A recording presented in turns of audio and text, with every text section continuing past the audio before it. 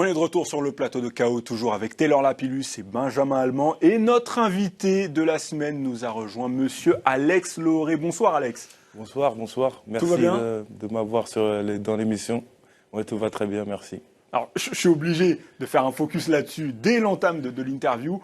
Vous avez un chapeau magnifique. Il faut que vous nous expliquiez à quoi ça correspond, qu'est-ce que ça signifie. Vous l'avez sur toutes vos entrées et je crois toutes vos interviews. Oui, ce chapeau, c'est un chapeau qui représente un chef de village en Côte d'Ivoire. En Côte d'Ivoire, dès que vous êtes le chef du village, on vous remet ce chapeau en tant que chef de village. C'est ce qui te démarque des autres. Et moi, je le mets pour représenter le chef du MMA de Côte d'Ivoire. Comme il n'y a pas beaucoup de personnes au MMA qui ont fait mon parcours, je veux représenter ça. La personne qui représente le MMA en Côte d'Ivoire. J'aime beaucoup le symbole, chef du village MMA en Côte d'Ivoire. C'est bien noté, on va aussi en savoir un petit peu plus sur vous, sur votre parcours. Vous l'avez dit, vous avez un gros parcours. L'interview d'Alex Loré, c'est tout de suite dans le troisième round. Round 3. Mais avant de vous poser toutes les questions sur votre actualité sportive, on va faire un mini portrait en chiffres et en dates. Et qui de mieux que celui qui vous connaît le plus sur ce plateau pour le faire, ce portrait, c'est monsieur Benjamin Allemand. Je crois que vous avez même travaillé avec Alex Loré, vous êtes très proche en tout cas. Oui, c'est vrai. Alex, il faut savoir que c'est un garçon, il le disait, d'origine ivoirienne, qui a grandi en France, qui évolue en Angleterre aujourd'hui. Il est parti assez tôt finalement de la banlieue parisienne dans laquelle il vivait, du côté de Bobigny. On sait pourquoi, parce qu'il y a des endroits où il vaut mieux vivre que l'autre. Et quand on a des tantes, quand on a des parents qui vous disent « tu vas aller faire un tour en Angleterre », pour les vacances qui se transforment en de très longues vacances, puisqu'Alex n'avait pas vu qu'il n'avait pas de billet de retour pour revenir en France. Donc il est parti en Angleterre en 2005, mais finalement il faudra attendre quelques années avant qu'Alex se mette au MMA. En 2013, il va commencer sa carrière. On est loin du petit garçon qui suivait les aventures de Dragon Ball Z à la télévision. On a un jeune combattant qui découvre ce sport. Il se rend compte qu'il a du talent pour le faire.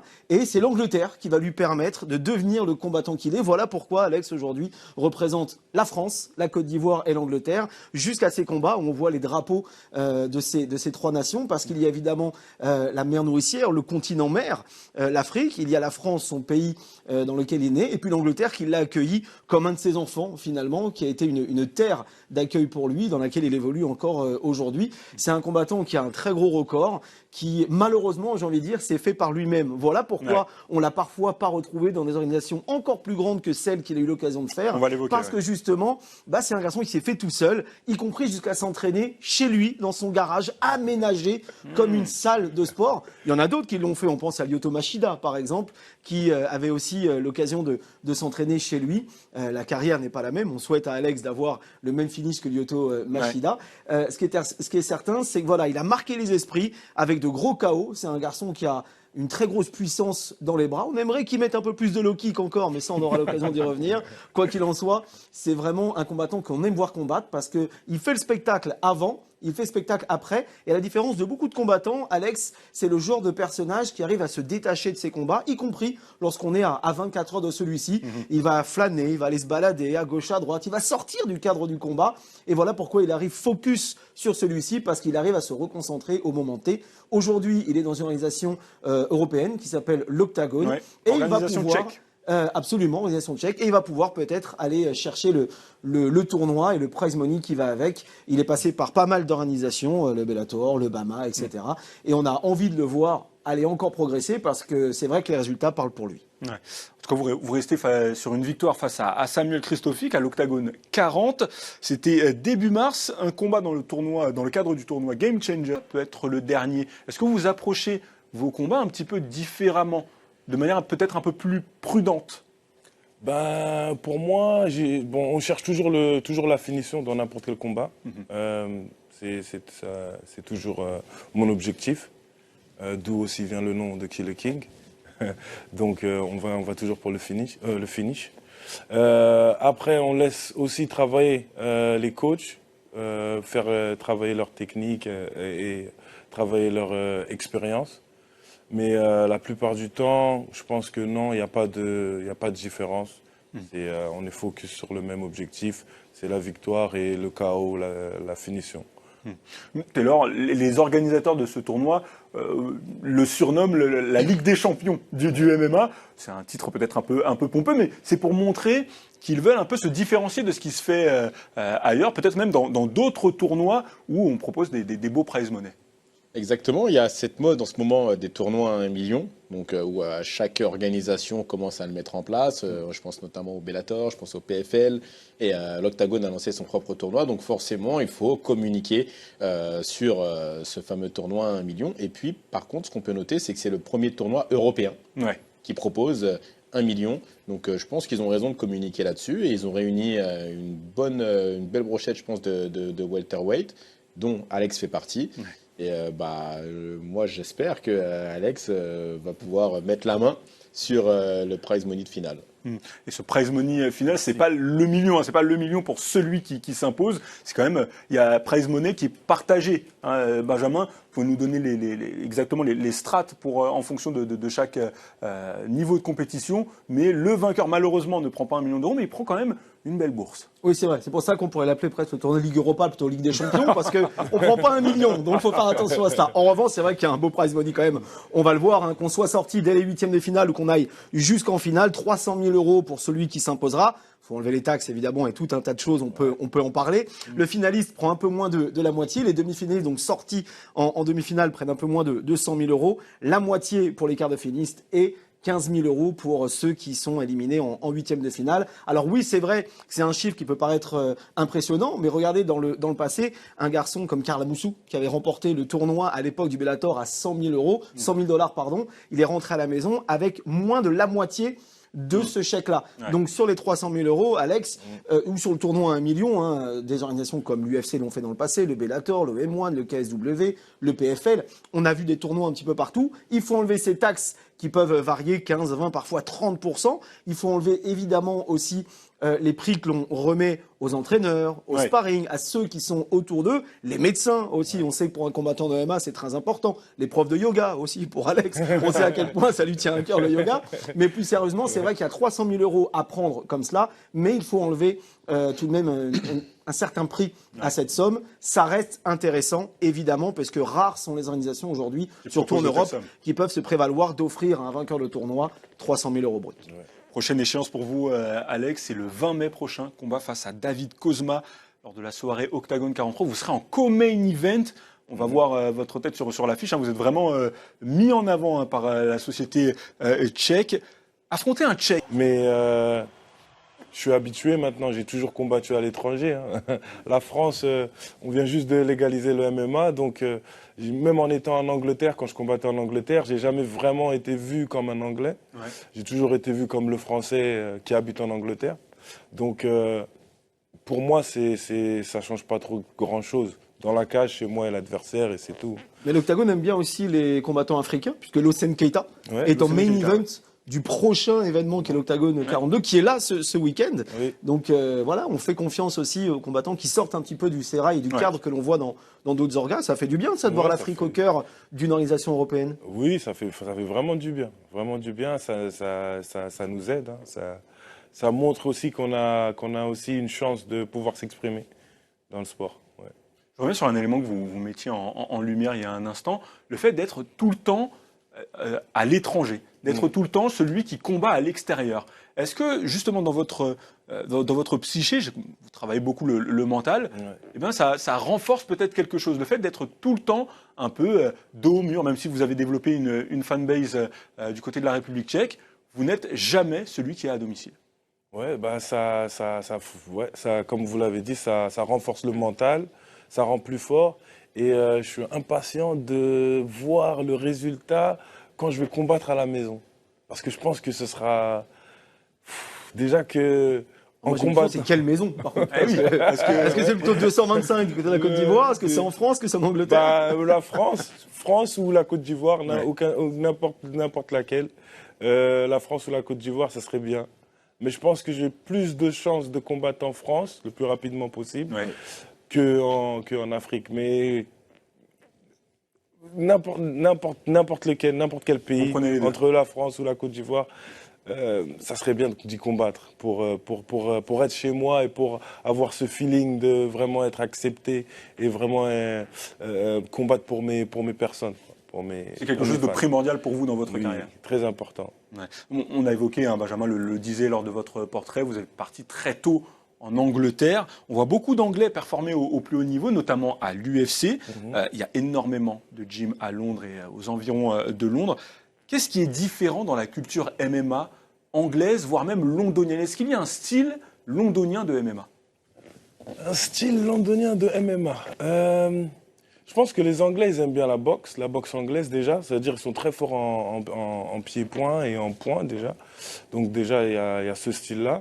Et aussi, comme ils ont commencé le MMA, comme vous l'avez dit, très tôt, et ils ont beaucoup de combattants de haut niveau. Donc il y en a beaucoup qui ont voyagé en Amérique et maintenant qui reviennent. Comme mon nouveau coach, à présent, je m'entraîne à la GB Top Team avec Brad Pickett, qui est un ex-combattant de l'UFC. Et il a fait la plupart de sa carrière en Amérique, ses entraînements en Amérique. Ça veut dire il est revenu maintenant en Angleterre et il apporte toute son expérience, sa lutte, tout ce qui est MMA au plus haut niveau. Il n'y a pas mieux. Franchement, ils m'aident vraiment beaucoup et on peut le voir avec les résultats que j'ai eus depuis que je suis avec eux, que mon niveau il est vraiment en train d'augmenter. Surtout ma lutte. Je suis vraiment plus à l'aise en lutte, vraiment plus à l'aise contre la cage. C'est vraiment du MMA qu'on fait maintenant. C'est pas juste du MMA complet. Ouais, du MMA complet. C'est pas juste du pied-point ou du sol. C'est MMA complet. Donc ça aide vraiment. Ouais, alors vous avez eu la chance de faire un stage récemment en Angleterre, aux côtés d'Alex Lohoré, si je ne me trompe pas. L'expérience, racontez-nous, qu'est-ce que ça change de ce que vous connaissez sur le MMA en France? C'était une très belle expérience, c'est-à-dire que moi je viens du plus gros gym de MMA en France, donc forcément j'arrivais avec beaucoup d'attentes du gym à Londres. Et non, j'ai été vraiment très, très impressionné, beaucoup de suivi, tout est très bien orienté. Il y a un vrai encadrement des pros, il y a une belle ambiance également. Donc très sincèrement, je ne vois pas forcément de points négatifs. Il y avait vraiment que des points positifs, puis ça m'a fait des nouveaux profils. Également, il y avait beaucoup de combattants dans ma catégorie de poids. Donc non, je suis arrivé là-bas, c'était... Vous avez pu bien travailler. Voilà, j'ai pu bien travailler. Ouais. C'était un espèce de Disneyland, voilà, où j'ai pu profiter et j'envisage de repartir là-bas parce que j'ai eu un très très bon feeling avec le staff là-bas, le coach là-bas. Donc voilà, comme il disait, hein, Alex, Brad Pickett fait un très bon travail. Je pense que ce n'est pas encore assez souligné, mais ça viendra avec le temps. Ils ont beaucoup de bons résultats. Oui. Donc voilà, je pense que c'est un gym que je revisite. Vous allez refréquenter. Voilà. On est sur la déclinaison américaine, européenne de l'ATT finalement, avec le Grande-Bretagne Top Team, l'ancien Titan, aujourd'hui Grande-Bretagne Top Team. Et on le voit jusqu'au drapeau que possédait Alex. À l'époque, l'American Top Team avait cette faculté de se balader avec ce drapeau rempli, maculé de sang en fonction des combats. Et ben, c'est plus le cas maintenant du côté de l'ATT avec Conan, etc. Mais on continue de le faire du côté de Grande-Bretagne Top Team. Ça aussi, ça veut dire qu'il y a un état d'esprit et un style différent. Il y a un style GB Top Team et on s'en rend compte aussi bien au quotidien avec les entraînements. Il y a quelques Français qui sont installés là-bas avec qui on peut échanger, mais aussi grâce à l'apport de One Punch qui est vraiment, on s'en rend pas compte, mais on parle souvent d'Henri Cerudo comme étant un excellent combattant et un excellent coach. Je peux vous garantir que Brad Pickett, il est vraiment du même acabit. Clairement, on est sur un garçon qui est sur un autre niveau en matière de training pour MMA. Vous parlez de Français qui s'entraînent à Londres. Il y a une combattante française qui s'entraîne avec vous, mon cher Alex, qui tenait à vous laisser un message à l'occasion de votre passage dans l'émission. Regardez. Ah ouais. Salut l'équipe, salut Alex. Alors comme tu peux le voir, je viens juste d'arriver à Tokyo. Je combats dans 2 jours au Rising, mais je prends 30 secondes pour te faire cette vidéo. Comme tu m'avais dit il y a quelques jours que tu allais participer à l'émission KO sur Canal+, tu te rappelles, j'étais un peu jalouse. Je t'avais dit ouais, moi ils m'ont pas invité et tout. Du coup j'ai essayé de gratter ma place dans l'émission histoire de te voler la vedette. Et puis surtout pour te donner beaucoup de force pour ton training camp, pour le prochain combat. On sait que tu vas aller au bout du tournoi. Tu es un gros bosseur. Pendant tout le mois du Ramadan, tu es venu tous les matins, pro-session. ta séance de pattes, ton petit yoga, parce que monsieur rate pas son yoga, et ta petite séance du soir. Donc franchement, gros respect à toi, tu mérites. Donc voilà, force à toi, force à moi. Je combat dans 2 jours et on se dit à la semaine prochaine. Ah, merci. Claire Lopez, combattante dans la division des strawweight au Rising, qui combat ce dimanche à Tokyo contre Rena Kubota.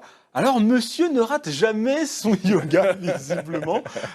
C'est quelque chose que vous avez... Alors, on voit Claire Lopez, son combat ce week-end. Superstar au Japon, hein, Rena. Ouais, Superstar au Japon, mais Ah ouais. le Rising, ouais, superstar. Et le Rising, ce qui est sympa pour Claire, j'y viens juste quelques secondes, c'est que Claire, elle est extrêmement agressive. C'est une bagarreuse. Et du coup, au Rising, on a les penalty kicks, on a les 12-6, ces fameux coups de coude qui sont interdits à l'UFC. Et tout ça, pour elle, c'est tout bénef, parce que on la voit tout sourire. Mais Alex, on est d'accord que qu'elle est extrêmement agressive, Claire. Ouais, j'ai vu quelques entraînements quelques préparations qu'ils ont fait avec Brad et tout. J'ai vu des... Ça va être dinguerie. Ça va être dur, des sales trucs. Revenons un instant au yoga qu'elle mettait en lumière. Hein. C'est quelque chose que vous avez intégré à votre préparation. Ouais. C'est même dans votre quotidien, dans votre vie. Ouais, c'est un truc que jamais de ma vie, je pense que je vais arrêter. Ça m'aide vraiment en tant que combattant, en tant que grappleur, en faisant du sol, parce qu'il faut vraiment être flexible et tout ça.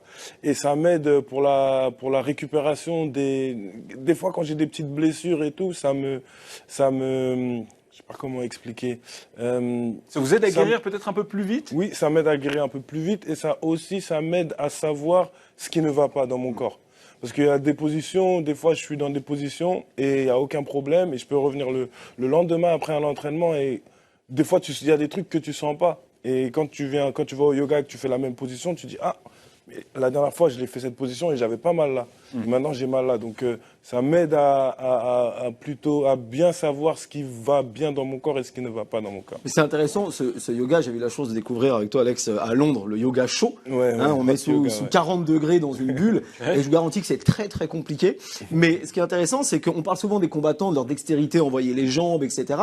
Mais finalement, il y a beaucoup de combattants qui sont pas très souples, voire pas du tout. Non. Je me souviens d'une télé-réalité que j'avais faite il y a plus de 10 ans, qui s'appelait Al Batal à l'époque, pour la Fox Middle East, avec des combattants français qui n'arrivaient pas à faire le moindre geste de yoga et ils ont tous appris durant cette télé-réalité à travailler grâce au yoga et peut-être que les 2/3 d'entre eux se sont mis au yoga et c'est une vraie aide pour le combattant. Je sais pas si vous le faites au MMA Factory, mais on s'est rendu compte et je me suis rendu compte avec toi, Alex, aussi, que c'était un vrai plus dans la carrière d'un combattant que d'avoir cette spécificité-là, que de travailler le yoga. Donc je trouve ça vraiment intéressant et c'est vrai que c'est à mettre en lumière de temps en temps. Ouais, exactement. Je le dis souvent, même sur mes réseaux, vous pouvez voir.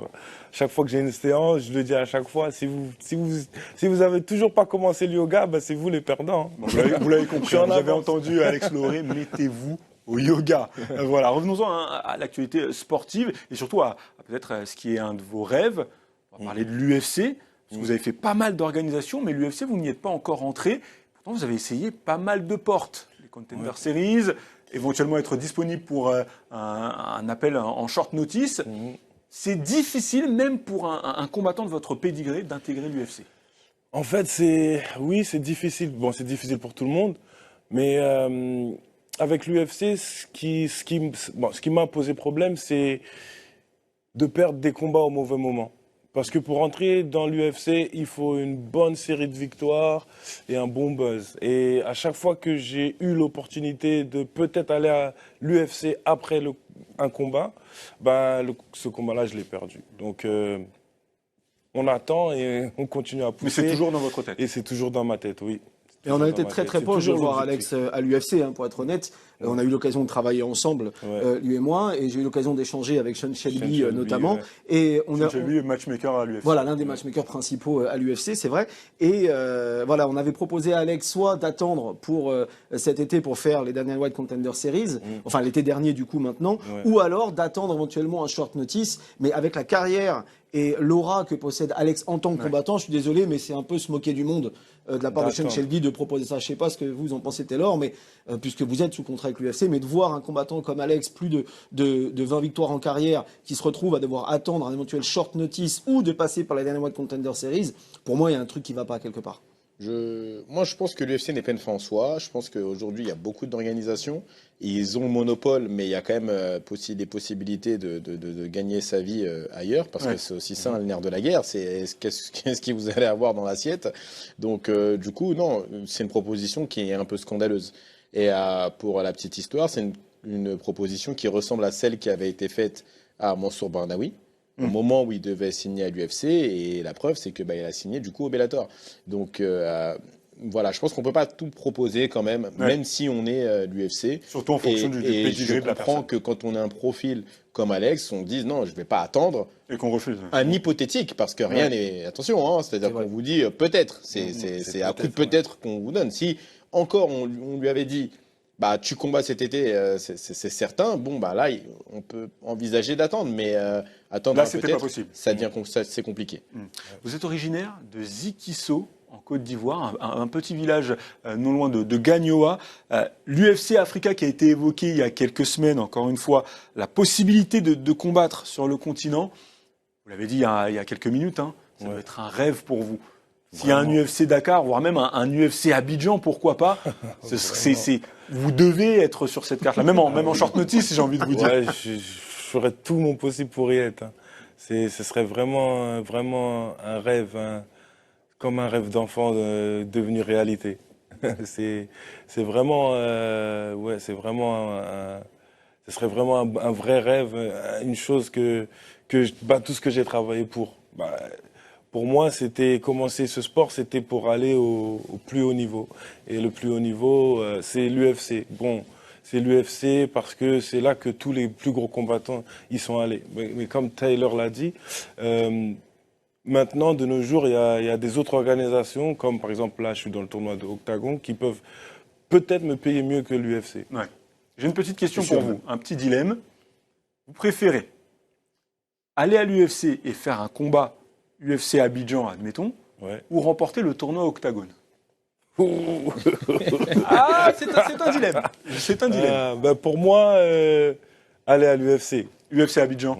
Très bonne réponse. Très très bonne réponse. C'est mieux. C'est mieux, on est d'accord. C'est mieux. Voilà. Dernière chose, Alex, on sait que tous les combattants, et je sais que voilà, Taylor aussi, c'est le cas pour lui, vous devez être multitâche, vous devez savoir faire plusieurs choses au-delà du MMA. On sait que vous êtes lancé dans une carrière d'artiste, de musicien. On écoute, ah oui, mais forcément on fait nos recherches. Écoutons Alex Lauré, l'artiste.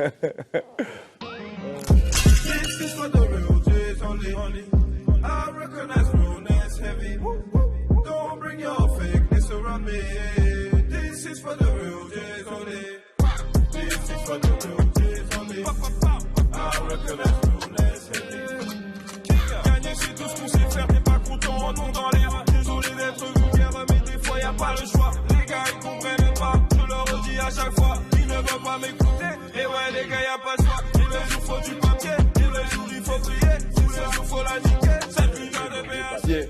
C'est pas mal. C'est pas mal. Oui, c'est pas mal du tout. En plus, il faut reconnaître une chose. Rapper en anglais et en français, c'est quelque chose. Il fait un featuring à lui tout seul. Hein. Ah oui, non, mais justement. Sois pas jaloux, lui, il sait parler anglais au moins, Taylor. Très rapidement, Alex, quelles sont vos influences en termes de rap? Déjà, avant de partir dans ça, je vais m'expliquer pourquoi je fais un peu de ça. Parce qu'en fait, pour moi, je fais de la musique. En fait, la musique, je le fais, c'est pour moi. C'est plus pour me parler. D'accord. Et comme je sais pas si vous l'avez vu, mais à chaque entrée de combat, je mets mes musiques. Parce qu'en fait, ça m'aide à rester concentré. Parce que c'est facile quand il y a 20 000 personnes qui te regardent, c'est facile à perdre la concentration. Ouais. Donc pour moi, dans mes sons, je me motive. Je me reconcentre dans mon objectif. Les influences. Mes influences, je suis pas vraiment influencé par le rap, c'est plus, pour moi, c'est de la musique, le rap, c'est plus de l'enjoyment, comme on dit en anglais. Ouais. On s'enjaille. Et c'est plus pour se relaxer, tout ça. Bien. Donc j'écoute de tout. J'écoute du rap ivoirien, j'écoute du rap UK, du rap français, j'écoute du rap US aussi. C'est bien. J'aime bien un peu de tout. Très bien, très bien. Merci beaucoup, Alex, d'avoir fait le déplacement sur notre plateau. Vous êtes le bienvenu désormais. Si vous remportez le tournoi Octagone, Ah, que si évidemment. Ah d'accord, donc si il perd, il reste dehors. Vous savez bien qu'on reçoit très souvent des vainqueurs. Alors évidemment, Bien vous sûr. êtes le bienvenu à tout moment, évidemment. Mais là, vous l'avez pas encore gagné, vous êtes là. Donc merci en tout cas d'être venu depuis Londres. Vous avez fait le déplacement. Taylor, Benjamin, merci à vous aussi Merci, pour merci. vos analyses. Je vous rappelle le rendez-vous du week-end UFC Fight Night ce samedi 21h GMT sur Canal Plus Sport 3. Song Yadong contre Ricky Simon. On va se quitter avec un top 3 des plus belles finalisations de notre invité Alex Lauré. Très bonne soirée à tous. À jeudi prochain.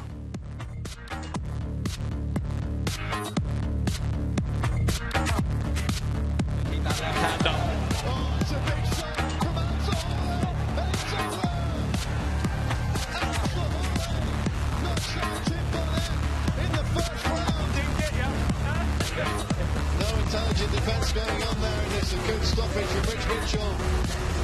Yeah, you see, he gave him a chance to recover there, and Bonnet just down for the count from that right hand. Ali's been able to free his arm. Bahari's going to go for a leg lock here. Ali does the correct thing, sits down, puts his weight down. Knee bar here. Bahari looking to finish. to the knee bar, Chris. Bahari submits Richard Kiley and still world champion here in Bama. Smart fighting And still, Bama's welterweight world champion, Alex Da Kid Lahore. Smart fighting here from Nathan Jones. He caught him with the elbow and the knee. Joking out, just as you said that. Lahore has put in the finish. He lands bang on the bullseye for a title win.